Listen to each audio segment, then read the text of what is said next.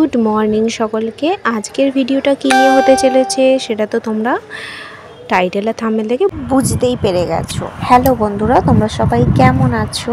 আমি ভালো আছি। আজকে হচ্ছে আমাদের বাড়িতে গৃহপ্রবেশ।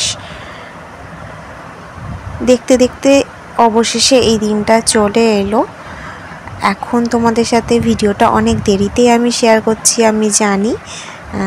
জমা হয়েছিল ফোনের মধ্যে, ভাবলাম তোমাদের সাথে শেয়ার করে দিই। তো এই যে এই শাড়িটা পরে রেডি হয়ে গিয়েছি, চলো সে বাড়িতে গিয়ে তোমাদের সাথে কথা বলছি। এরপর চলে এলাম আমার নতুন বাড়িতে ঠাকুরগুলো আগে তোমাদের সাথে শেয়ার করতে। ঠাকুরগুলোকে আমি এইভাবেই সাজিয়েছি রাত্রিবেলা, মানে শনিবার দিন রাত্রিবেলা।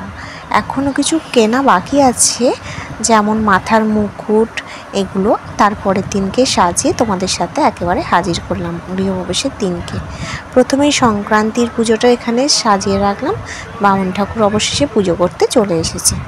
महाकाली कालिके पापहारिणी धर्मत्वसवे देवी नारायणी मा संतुष्ट वरदाव नमो इति वंदापुष्टे नारायणाय विष्णवे नमः ओं तत्पुरुषाय विद्महे महादेवाय धीमहि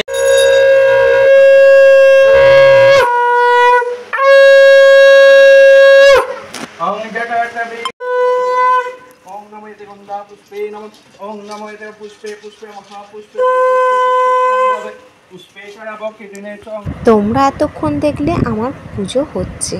হ্যাঁ, পুজো তো চলবেই। আজকের ব্লগটা গৃহপ্রবেশের যেহেতু সেহেতু তো এখানে বামুন ঠাকুররা চলে এসছে, জোগাড় জাতি করতে বসে গেছে। দেখতেই পাচ্ছ, এই যে এখানে মূর্তি করে সাজিয়ে রেখেছে। এই যে বাড়ির চারদিক প্রদক্ষিণ করতে হবে, সেই জন্য এখানে ঘটে জল দেওয়া আছে। বললো আগে দুধটা দেখে আসো।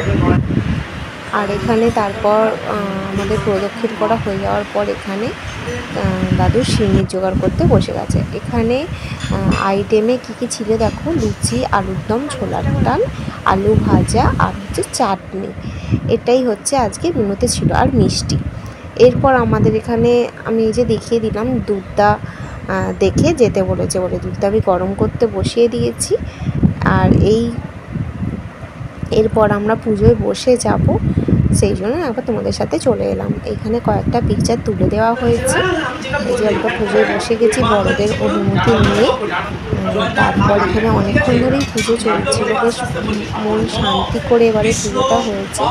আমার খুব ভালো লেগেছে যে ঘরে ঠিকঠাকভাবে ঢোকার আগে যে পুজোটা দেয়, এটা খুবই বাড়ির পক্ষে কল্যাণ। এরপর আমার ঠাকুরঘরে এখানে ছবিটা এঁকে দিল। এটাই কী বলে আমি ঠিক জানা নেই, যদি তোমাদের কারো জানা থাকে অবশ্যই কমেন্ট করে জানো। এরপর এখানে পঞ্চপ্রদীপ, তারপরে কর্পূর দিয়ে এটা জ্বালানো হবে, তারপর যজ্ঞ হবে। আমাদের পুষ্পাঞ্জলি দেওয়া বাকি ছিল।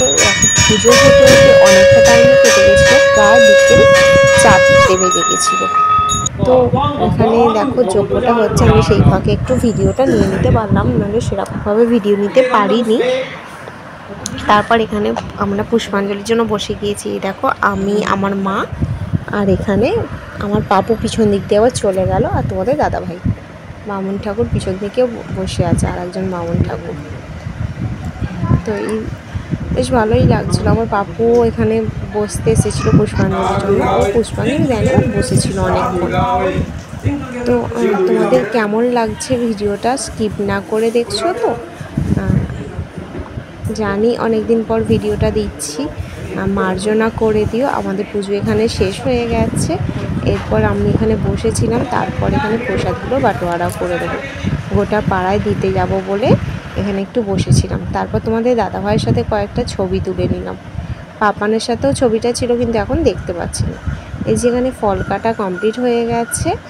এখানে চিনিগুলো এবার এক একটা বাটিতে আর থালার মধ্যে দিয়ে প্রত্যেকের বাড়িতে দিয়ে আসবো। আর এখানে বামুন ঠাকুরকে খেতে দেওয়া হয়ে গেছে, দুটো বামুন ঠাকুরকে।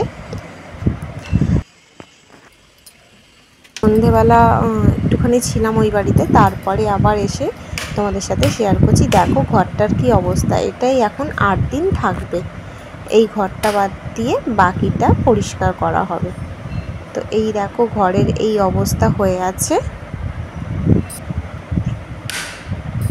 বাড়িতে পুজো আর্চা হলে তো এরকম হয়, জানোই। এরপর দিন সকালবেলা তোমাদের সাথে খালি একবার ঠাকুরের মুখটা শেয়ার করলাম।